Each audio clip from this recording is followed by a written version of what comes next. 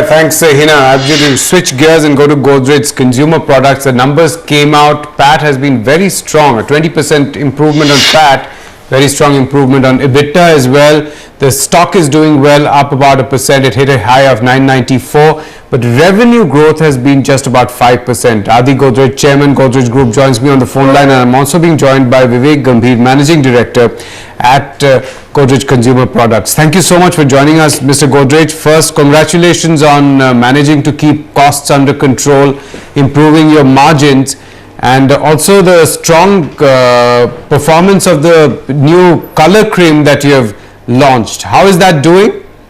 That's doing extremely well. It's been extremely successful.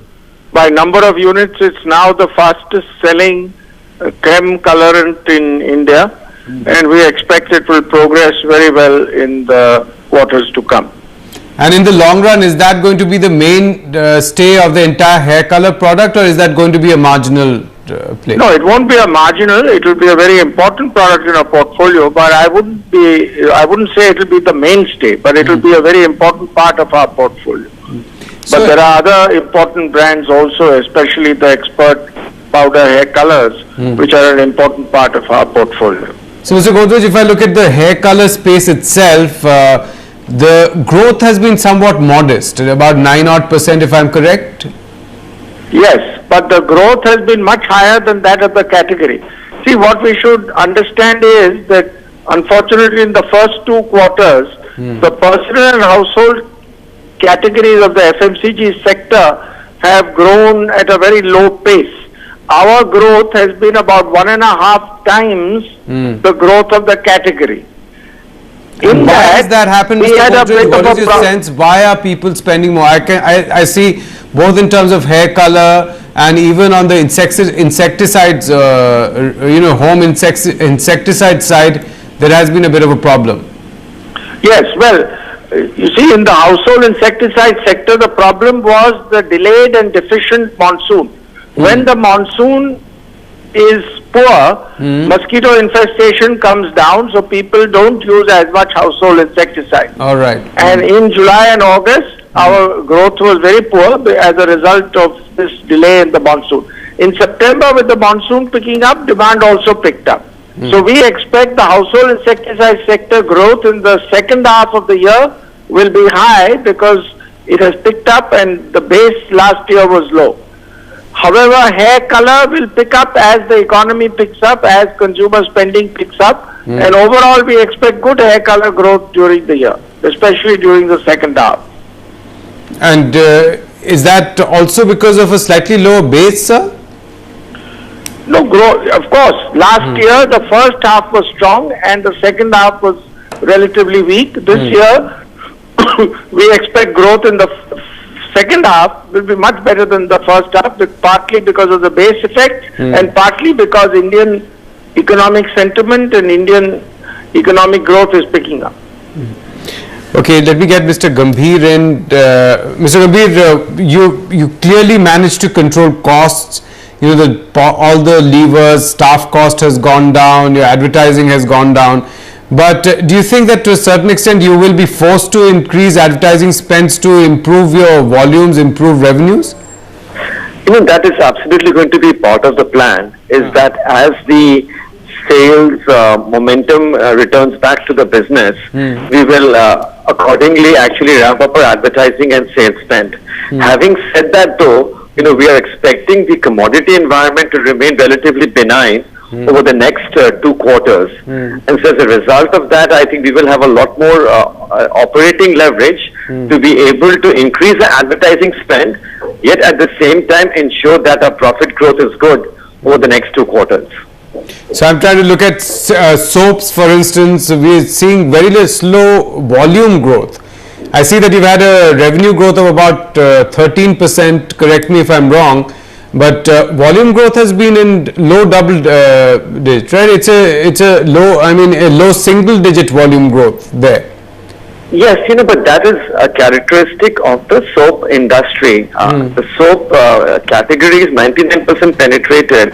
So if you go back to even the last 10 years, soap as a business, volume growth tends to be in the low single digits. And a lot of the growth again depends on price-led growth.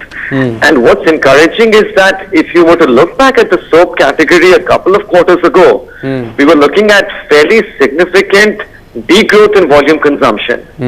As a category, even last quarter, the soap category degrew, but the rate of deceleration has definitely come down, which is actually a positive sign. The other thing is that there is a certain amount of consumer behavior shifting to more liquid soap formats. Okay. And so later on this week, for instance, as part of Godrej #1, we will be launching a face wash. It's a fairly disruptive product in a very innovative packaging. We are launching a multi-use sachet for neem and kesar variants at a price of 10 rupees. And so the face wash market is now almost about 1,500 crores. And so as a result of which, if you were to add both soaps and things like face washes and body washes, the market is still growing at a fairly healthy pace. But the brand leader clearly is Synthol there, right? No liquid variants in that? Synthol has a shower gel, and our plan is to launch further extensions of Synthol as well over the next few quarters. But #1 is actually a much larger brand than Synthol for us. All right, #1 is actually a larger brand than Synthol. So, but the shower gel is clearly on is not the biggest seller, right? It's more the bars. Yeah, shower gel is still quite a very small segment. It's a largely urban phenomena sold through modern trade. But in the soap segment, after bar soaps, the next biggest segment tends to be face washes. After that, it's hand washes and then shower gels.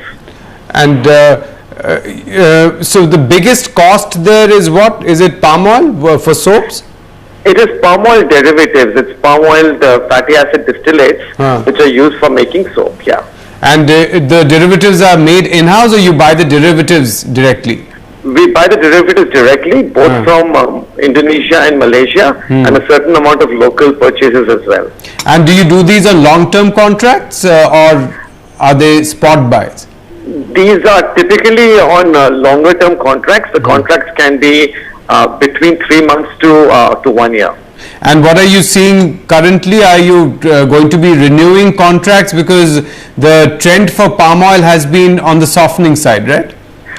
So far we've been keeping inventory to a bare minimum, exactly for the reasons that you had mentioned, which is, we've been expecting palm oil prices to remain soft over the next 2 quarters. There is some indication that perhaps prices may get stable post-March, and so we are now looking at contracts over a 3 to 6 month period. And you expect them to be on the lower end, right? That's right, exactly. So there are 2 elements here. One is actually the reduction in palm oil prices. The second is, in the last union budget, there was also a reduction in duty in palm oil imports. And so there are 2 different benefits that we can expect to see as far as palm oil is concerned. Now, what typically tends to happen is that when palm oil prices come down, one certainly expects to see a little bit more competition from local players. And so I think certainly we can probably expect to see intensified competition in the industry, which means perhaps more tactical, promotional related kinds of campaigns. Having said that though, I think we are well armed to participate in those kinds of campaigns and also drive better profitability in the soap segment. Mr. Godrej, one final question to you, and to a certain extent there has been a bit of a disappointment in the entire, as you were saying, that personal care in terms of insecticides, of course, is related to the monsoon itself. But do you sense that the second half, we've been talking about sentiment reviving from May. Do you think that it will really revive in the second half, or is this also something that we'll have to wait and watch? No, I think the second half for the FMCG sector will be much better than the first half. I think growth will be better in the second half, as I mentioned earlier. It is because of the base effect partly, and partly because sentiment and consumption is picking up. Also, the macroeconomic situation for India is much better now, with crude oil prices, other commodity prices coming down, inflation coming down, likely interest rate reductions over the next month period. So I generally expect the second half to be very good for the Indian economy relative to the first half, and certainly for the FMCG sector. All right, Mr. Gambhir and Mr. Godrej, thank you so much for joining us. Pleasure having you, and thanks for taking out time and explaining to us in detail what those numbers are. We're going to take a very short break. KR Bharat, after this very short